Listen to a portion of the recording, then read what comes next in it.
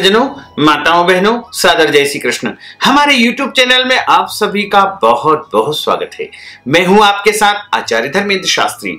आज हम आपको धनतेरस के विषय में जानकारी देने जा रहे हैं, क्योंकि इस बार धनतेरस को लेकर के कुछ भ्रमपूर्ण स्थिति निर्मित हो चुकी है। कई पंचांगों व कैलेंडरों में धनतेरस 12 नवंबर 2020 गुरुवार को बताई है। वहीं कई पंचांगों में 13 नवंबर 2020 शुक्रवार को धनतेरस बताई गई है। क्योंकि धनतेरस के बारे में कहा गया है कि कार्तिक माह के कृष्ण पक्ष की जो त्रयोदशी तिथि होती है उसे धनतेरस कहा जाता है। और धनतेरस के दिन अमृत का कलश लेकर के भगवान धन्वंतरी प्रकट हुए थे। प्रदोष कालीन जो त्रयोदशी तिथि होती है उसी दिन धनतेरस मानना चाहिए। 12 और 13 की रात्रि को 9:30 से त्रयोदशी तिथि प्रारंभ हो जाएगी, जो कि 13 नवंबर को शाम को 6 बजे तक त्रयोदशी तिथि रहेगी। यानी उदया तिथि के अनुसार यदि हम धनतेरस देखें तो 13 नवंबर को रहेगी। वहीं प्रदोष व्यापिनी जो त्रयोदशी तिथि है वो भी 13 नवंबर को ही रहेगी। इसलिए आपको 13 नवंबर 2020 शुक्रवार को ही धनतेरस का महापर्व मनाना चाहिए और इसी दिन भगवान धन्वंतरी का पूजन करना है तथा यमराज के लिए दीपदान करना है एवं अपने घर में नए पात्र खरीदना तथा नए आभूषण खरीदना, भूमि भवन वाहन का खरीदना इस दिन बड़ा ही शुभ माना जाता है। धनतेरस के दिन भगवान धन्वंतरी का प्रागट्य दिवस होता है, इसलिए भगवान धन्वंतरी का विशेष पूजन अर्चन किया जाता है। विशेष करके जो आयुर्वेद के वैद्य लोग होते हैं या चिकित्सा जगत में अस्पतालों में और मेडिकल स्टोर्स पर विशेष करके भगवान धन्वंतरी का पूजन अर्चन किया जाता है, क्योंकि भगवान धन्वंतरी औषधि लेकर के प्रकट हुए थे, इसलिए उनको औषधियों का, दवाइयों का स्वामी माना गया है। तो सभी लोग धन्वंतरी का यदि पूजन करेंगे तो उनके घर में स्थायी लक्ष्मी का वास होगा। और यदि अपने घर में इस दिन ऐसी वस्तुएं आप खरीद करके लाएंगे तो निश्चित तौर से आपके घर के ऊपर भगवान धन्वंतरी के साथ में माता लक्ष्मी एवं कुबेर की भी कृपा होगी। तो धनतेरस का जो पर्व है आपको 13 नवंबर 2020 शुक्रवार को ही मनाना चाहिए। वैसे तो कई लोग 12 नवंबर को भी मनाएंगे, लेकिन आप यदि हमारे मत के अनुसार धन्वंतरी जयंती या धनतेरस का पर्व मनाना चाहते हैं तो आपको 13 नवंबर 2020 शुक्रवार को ही धनतेरस का महापर्व मनाना चाहिए। तो सबसे पहले आपको और आपके पूरे परिवार को धनतेरस महापर्व की बहुत बहुत शुभकामनाएं और बधाइयां।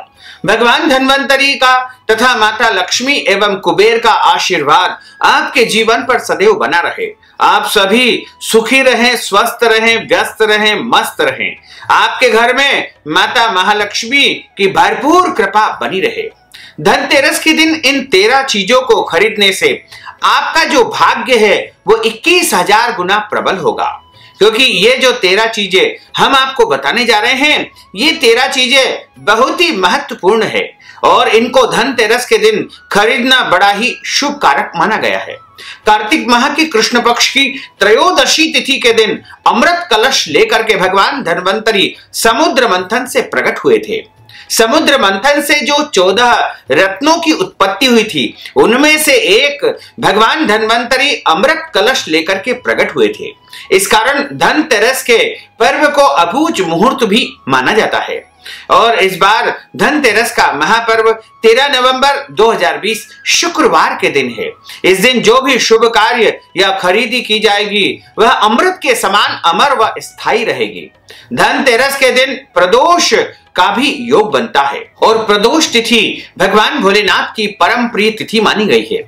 तो इस बार धनतेरस के साथ साथ प्रदोष भी आ रही है।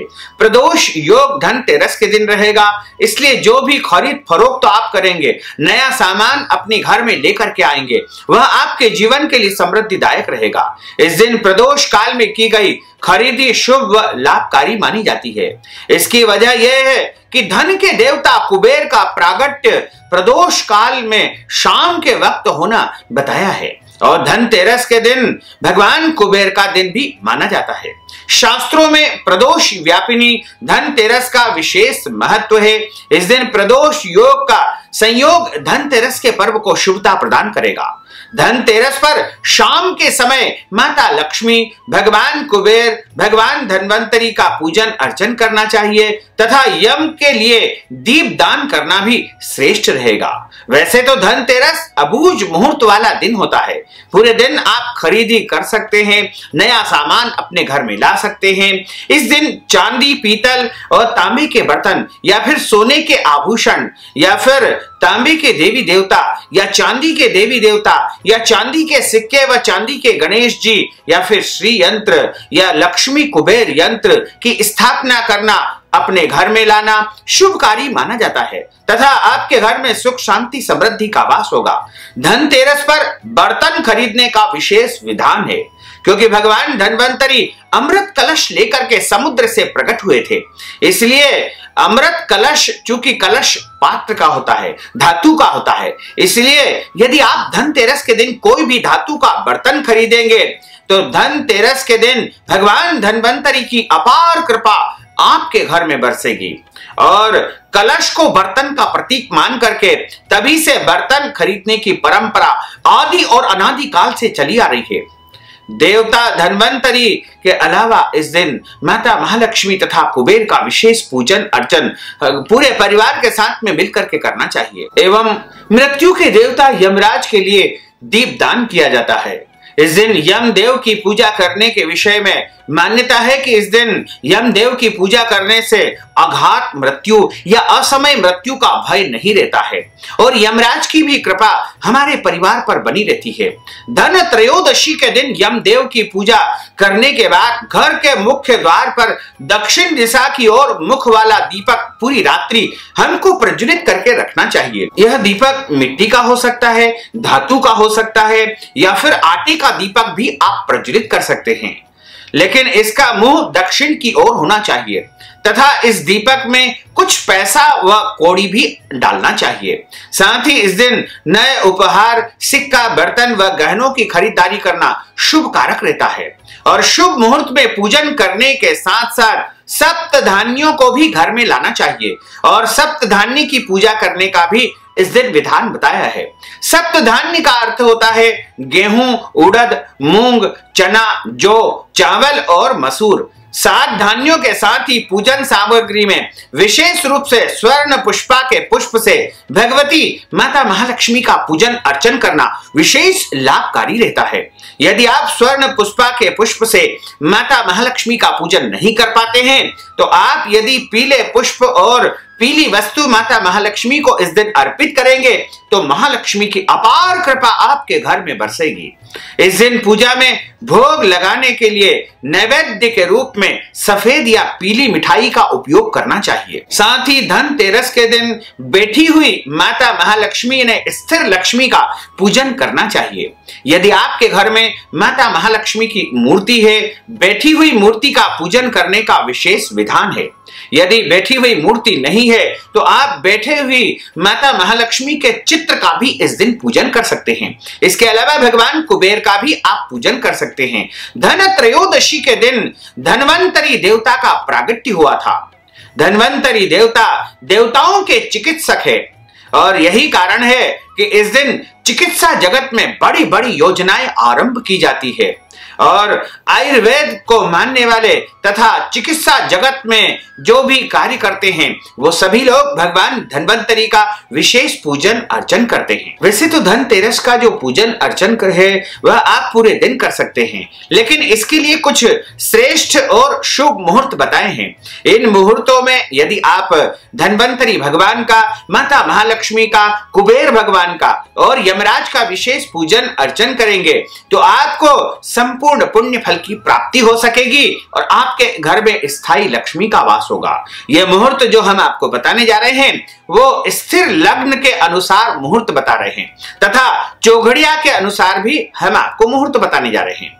तो इन मुहूर्तों को आप ध्यान में रखिएगा, लिख करके रख लीजिएगा कि धनतेरस के दिन इन्हीं मुहूर्तों में आपको पूजन अर्चन करना चाहिए तथा संभव हो तो इन्हीं मुहूर्तों में आपको नई वस्तु खरीदारी करना चाहिए और जो हम 13 वस्तु आपको बताएंगे उनकी खरीदारी भी इसी मुहूर्त में आपको करना चाहिए। 13 नवंबर 2020 शुक्रवार को जो सबसे श्रेष्ठ मुहूर्त है, जिसे प्रदोष काल का मुहूर्त कहा जाता है, वो शाम को 5:32 से लेकर के रात्रि 8 बजे तक रहेगा। इस मुहूर्त में आप खरीदारी कर सकते हैं। भगवान कुबेर, माता महालक्ष्मी, भगवान धन्वंतरी एवं यमराज का पूजन अर्चन कर सकते हैं। प्रदोष काल में दीपदान व पूजन अर्चन करना विशेष शुभ माना गया है। इसके अलावा पूरे दिन जो स्थिर लग्न रहेगी, जिनमें आप खरीदारी के साथ साथ पूजन अर्चन भी कर सकते हैं। सबसे पहली स्थिर लग्न 13 नवंबर 2020 शुक्रवार को प्रातः 6:51 से लेकर के सुबह 9:07 तक पहली स्थिर लग्न रहेगी। उसके बाद जो दूसरी स्थिर लग्न प्रारंभ होगी वो दोपहर 12:59 से लेकर के 2:32 तक रहेगी। यानी दोपहर 12:59 से 2:32 तक दूसरी स्थिर लग्न रहेगी तथा शाम को जो अगली स्थिर लग्न रहेगी वह 5:42 पर प्रारंभ होगी, जो कि रात को 7:42 तक यह स्थिर लग्न रहेगी। इनमें आप खरीदारी कर सकते हैं, पूजन अर्चन कर सकते हैं। ऐसा यदि आप करेंगे तो आपके घर परिवार में स्थायी लक्ष्मी की प्राप्ति होगी। धनतेरस पर खरीदी व पूजा के शुभ मुहूर्त जो चौघड़िया के अनुसार होंगे वो इस प्रकार होंगे। सुबह पहला मुहूर्त रहेगा 6 बजे से लेकर के 9 बजे तक का।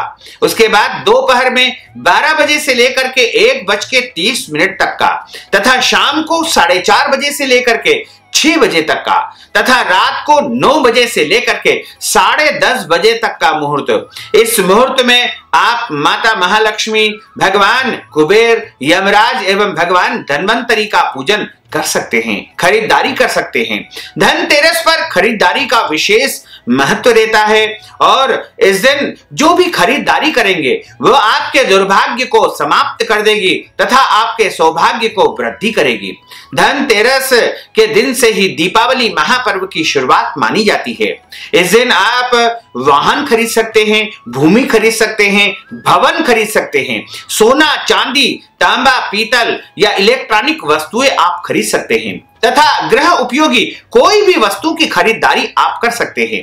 और धनतेरस एक ऐसा पर्व है जिस दिन सभी लोग कुछ न कुछ खरीदारी करके अपने घर में सामान लेकर के आते हैं और इस दिन खरीदारी करने से, घर में सामान लाने से सुख, शांति, समृद्धि का वास होता है। धनतेरस के दिन इन 13 वस्तुओं को यदि आप खरीदेंगे तो आपका भाग्य 21,000 गुना प्रबल हो जाएगा और आपके घर में सुख, शांति, समृद्धि का वास होगा। तो सबसे पहली वस्तु है जो धनतेरस के दिन आपको खरीदना चाहिए। धनतेरस के दिन भगवान गणेश व माता महालक्ष्मी की मूर्ति अवश्य ही खरीदना चाहिए। इससे जो है आपके घर में धन संपत्ति का आगमन होगा और पूरे साल आपके घर में धन की कभी भी कमी नहीं रहेगी, यानी आपके घर में वैभव हमेशा भरा पूरा रहेगा। इसलिए आप माता महालक्ष्मी व गणेश की मूर्ति लेकर आए और यदि आप मूर्ति नहीं ला सकते हैं तो आप इनका चित्र लेकर आए। वैसे पहले से यदि आपके घर में मूर्ति है तो आपको लाने की आवश्यकता नहीं है, इसके बदले आप इनका चित्र लेकर आ सकते हैं। दूसरी वस्तु धातु का सामान जैसे सोना, चांदी व पीतल खरीदना इस दिन श्रेष्ठ माना जाता है। इस दिन ये सब खरीदने से पूरे साल घर में माता महालक्ष्मी की कृपा बनी रहती है। तो आप कोई भी धातु के बर्तन ला सकते हैं और यदि आप बर्तन खरीदेंगे, कोई भी बर्तन आप खरीदेंगे, लेकिन ध्यान रखिए कि सोना, चांदी, तांबा या पीतल खरीदना इस दिन श्रेष्ठ माना जाता है। और उसके बाद तीसरी वस्तु है स्फटिक या तांबे या अष्टधातु का श्री यंत्र घर में लाने से माता महालक्ष्मी का आकर्षण होगा। इसके बाद घर में लाकर के सायंकाल के समय उनका पूजन अर्चन करना चाहिए तथा केसरिया रंग के कपड़े में बांध करके धन स्थान पर श्री यंत्र को स्थापित कर देना चाहिए। इससे हमेशा आपके घर में धन धान्य की कृपा बनी रहेगी और माता महालक्ष्मी की सदैव स्थायित्व बना रहेगा।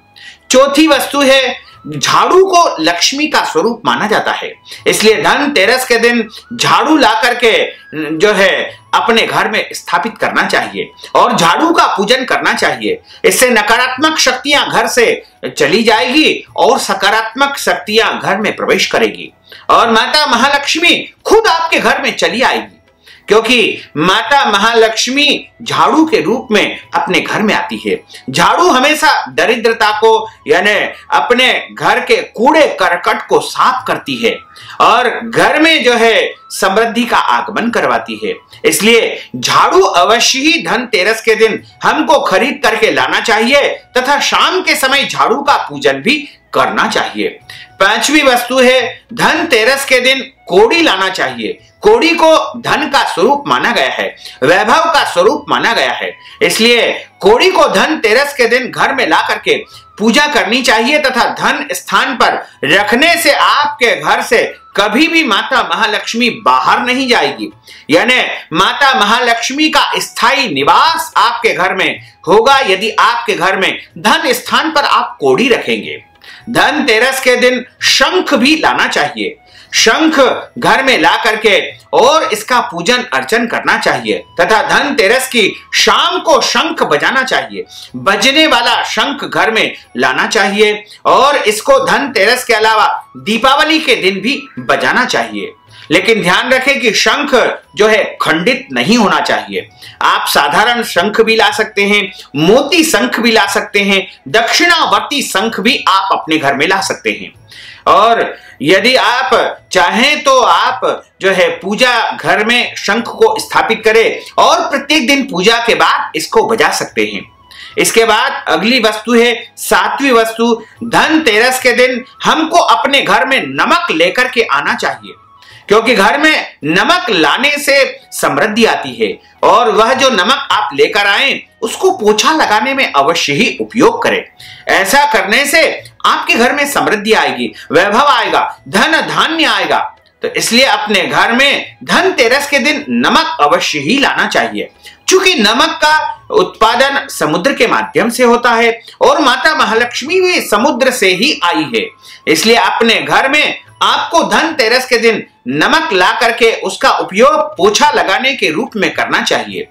ऐसा करने से आपके घर में स्थिर लक्ष्मी का वास हो सकेगा। इसके बाद आठवीं वस्तु है धनिया।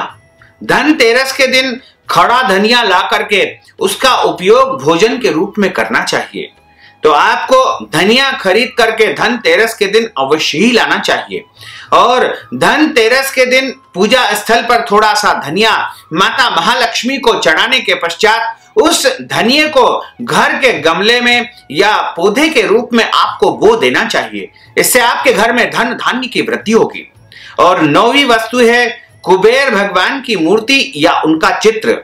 धनतेरस के दिन भगवान कुबेर की मूर्ति या फिर उनका चित्र लाने से और उनको घर में स्थापित करने से, विशेष करके धन स्थान पर रखने से आपके घर में धन धान्य तथा वैभव हमेशा बना रहेगा।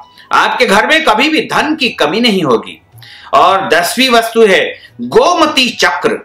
धनतेरस के दिन अपने घर में गोमती चक्र अवश्य ही लाना चाहिए और गोमती चक्र का पूजन करने के बाद उनको तिजोरी में, धन स्थान में या लॉकर में आपको रख देना चाहिए।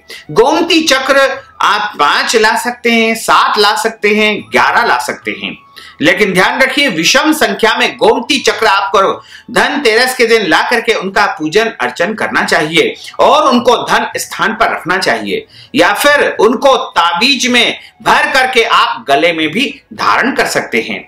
और 11वीं वस्तु है 7 मुखी रुद्राक्ष। यदि आप धनतेरस के दिन 7 मुखी रुद्राक्ष ला करके अपने पूजा स्थल पर रखेंगे तो भगवान महादेव के साथ साथ भगवान कुबेर एवं माता महालक्ष्मी की भी कृपा आपके घर में हमेशा हमेशा के लिए बनी रहेगी और आपके घर में किसी भी प्रकार का कोई संकट और कष्ट नहीं आएगा और सकारात्मक ऊर्जा का वास होगा। 12वीं वस्तु है धनतेरस के दिन दीपक अवश्य खरीद करके घर में लाना चाहिए। ऐसा करने से यमराज प्रसन्न होंगे, माता महालक्ष्मी प्रसन्न होगी। और उन दीपकों का उपयोग आपको धनतेरस के दिन दीप प्रज्वलित करने में और नरक चतुर्दशी के दिन दीपक प्रज्वलित करने में या दिवाली के समय और उसके बाद तक दीपक प्रज्वलित करने में उनका उपयोग करना चाहिए। धनतेरस के दिन 5 दीपक लाएं, 7 दीपक लाएं, 11 दीपक लाएं या अपनी आवश्यकता के अनुसार आपको दीपक अवश्य ही खरीद करके धनतेरस के दिन लाना चाहिए और उन दीपकों का उपयोग आपको करना चाहिए। और 13वीं और अंतिम वस्तु रहेगी कमल गट्टे के बीज। कमल गट्टे के बीज, जिन्हें कमल गट्टा कहा जाता है, कमल बीज के नाम से भी कहा जाता है, काले रंग के होते हैं। ये भी आप अपने घर में ला करके यदि आपने तिजोरी में स्थापित कर देंगे, पूजा स्थल पर स्थापित कर देंगे, तो निश्चित तौर से माता महालक्ष्मी का आगमन आपके घर में होगा और आपके घर में सुख शांति तथा समृद्धि बनी रहेगी। ये सब वस्तुएं आप बाजार से खरीद करके अपने घर में लाएंगे तो निश्चित तौर से आपके घर में सुख आएगा, समृद्धि आएगी, वैभव आएगा और आपके घर की दरिद्रता हमेशा हमेशा के लिए समाप्त हो जाएगी। यदि आप ये सब वस्तु लाने में समर्थवान नहीं है तो आप जो है अपने घर से बाहर नहीं जा सकते हैं या फिर आपके शहर में ऐसी कोई दुकानें नहीं है जहां पर ये सब वस्तुएं आपको मिल सके, तो आप हमसे संपर्क करेंगे तो हम आपको इन वस्तुओं को आप तक पहुंचा सकेंगे। साथ ही आप जो है इस ज्ञानवर्धक वीडियो को अधिक से अधिक लोगों को शेयर करिएगा, लाइक करिएगा, कमेंट करिएगा और यदि अभी तक आपने सब्सक्राइब नहीं किया तो अभी और इसी समय सब्सक्राइब अवश्य कर लीजिए। आपको और आपके पूरे परिवार को सादर जय श्री कृष्ण, सादर धन्यवाद।